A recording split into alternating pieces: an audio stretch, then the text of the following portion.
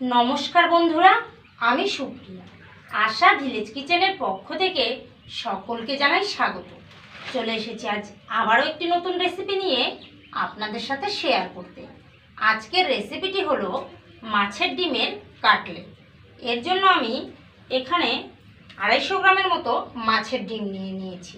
তো চলুন এবার রেসিপির দিকে এগোনো যাক। কড়াইয়ের মধ্যে দিয়ে দিচ্ছি তেল।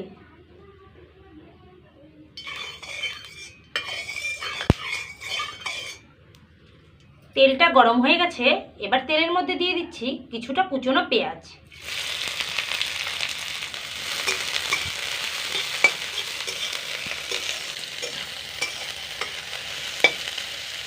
পেঁয়াজটাকে হালকা লালচে করে ভেজে নেব। পেঁয়াজটা ভাজা হয়ে গেছে, এবার এর মধ্যে একে একে দিয়ে দিচ্ছি 1 চামচ শুকনো লঙ্কার গুঁড়ো, 1/2 চামচ হলুদ, 1/2 চামচ জিরের গুঁড়ো, 1/2 চামচ ধনে গুঁড়ো, 1 চামচ আদা বাটা, স্বাদ মতো লবণ।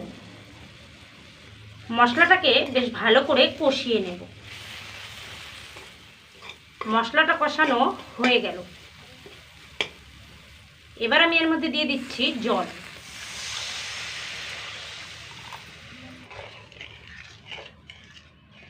প্রায় 1 গ্লাসের মতো জল দিয়ে দিয়েছি। এবার মাছের ডিমগুলো আমি এর মধ্যে দিয়ে দিচ্ছি। বেশ কিছু সময়ের জন্য ঢাকনাটা দিয়ে দিব, আর এদিকে ডিমটাও সিদ্ধ হয়ে যাবে। কিছু সময় পর পরই ঢাকনাটা তুলে এইভাবে একটু নাড়াচাড়া করে দেব।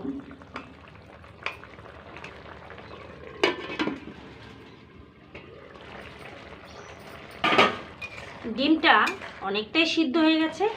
এইবার খুন্তি দিয়ে এভাবে নাড়াচাড়া করতে করতে ডিমগুলোকে ভেঙে এইভাবে একদম ঝুড়ো ঝুড়ো করে নেব। এ পর্যায়ে এসে এর মধ্যে দিয়ে দিব অর্ধেক পাতিলেবুর রস।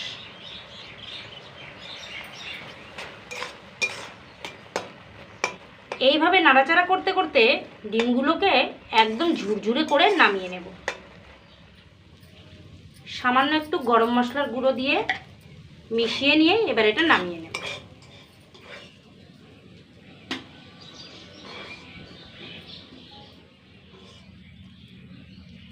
সমস্ত ডিমগুলো নামিয়ে নিলাম, এবার একটু ঠান্ডা করে নেব।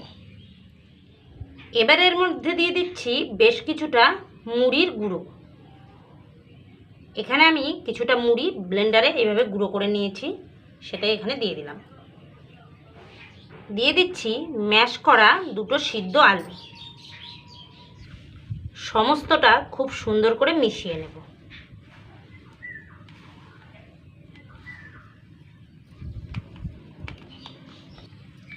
এবার বাইন্ডিংয়ের জন্য দিয়ে দিচ্ছি বেশ কিছুটা কর্নফ্লাওয়ার। আপনারা চাইলে কর্নফ্লাওয়ারের পরিবর্তে ময়দাও ব্যবহার করতে পারেন।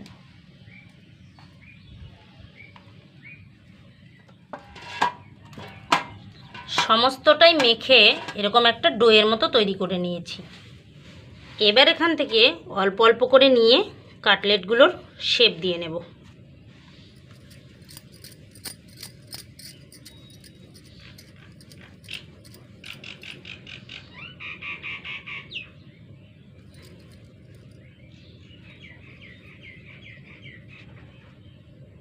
এটা তৈরি করার সময় খেয়াল রাখতে হবে এর গায়ে যেন কোনো ফাটল না থাকে। থাকলে এইভাবে আঙ্গুল দিয়ে চাপ দিয়ে দিয়ে খুব সুন্দর করে এইভাবে বানিয়ে নিতে হবে। সেম একইভাবেই আমি সমস্ত কাটলেটগুলো তৈরি করে নেব।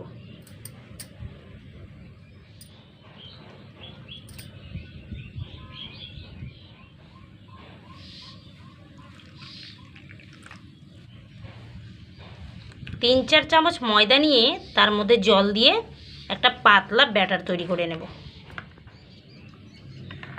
এরকম পাতলা থিকনেসের একটা ব্যাটার তৈরি করে নিলাম। একটা করে কাটলেট এইভাবে ব্যাটারে খুব সুন্দর করে ডুবিয়ে নিয়ে ব্রেড ক্রামের মধ্যে খুব সুন্দর করে কোট করে নেব।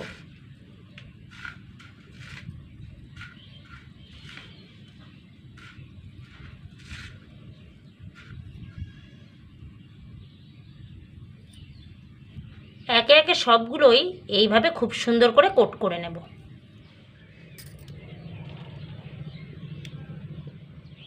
একে একে সমস্ত কাটলেটগুলোই এইভাবে কোট করে নিলাম। আপনারা চাইলে এইভাবে কোট করে এয়ারটাইট কন্টেনারে রেখে ডিপ ফ্রিজে কয়েকদিন সংরক্ষণও করতে পারেন। তবে ভাজার আগে এগুলো নর্মাল টেম্পারেচারে করে নিতে হবে। তো এবার এগুলোকে আমি তেলের মধ্যে খুব সুন্দর করে ভেজে নেব।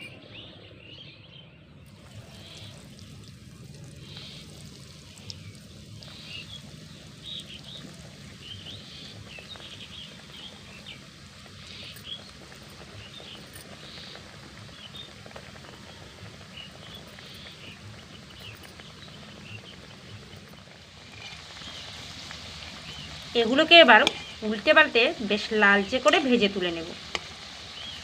বন্ধুরা, একটু সমস্যার কারণে রান্না কিছুক্ষণ বন্ধ ছিল, তাই দেখুন একটু বেলাটাও চলে গিয়েছে, প্রায় অন্ধকার হয়ে এসেছে।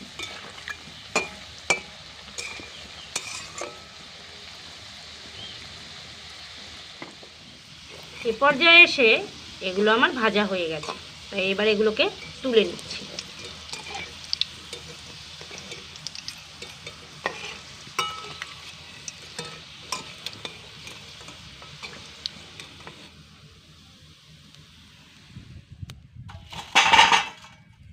এইভাবেই সমস্ত কাটলেটগুলো একদম লালচে করে ভেজে তুলে নিলাম।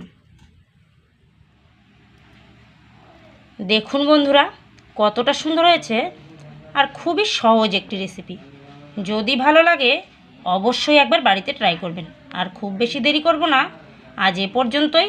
পরবর্তী কোনো ভিডিও নিয়ে আবারও আপনাদের সামনে চলে আসব। ততক্ষণ ভালো থাকবেন, সুস্থ থাকবেন, আর এইভাবেই আমাদের পাশে থাকবেন। নমস্কার।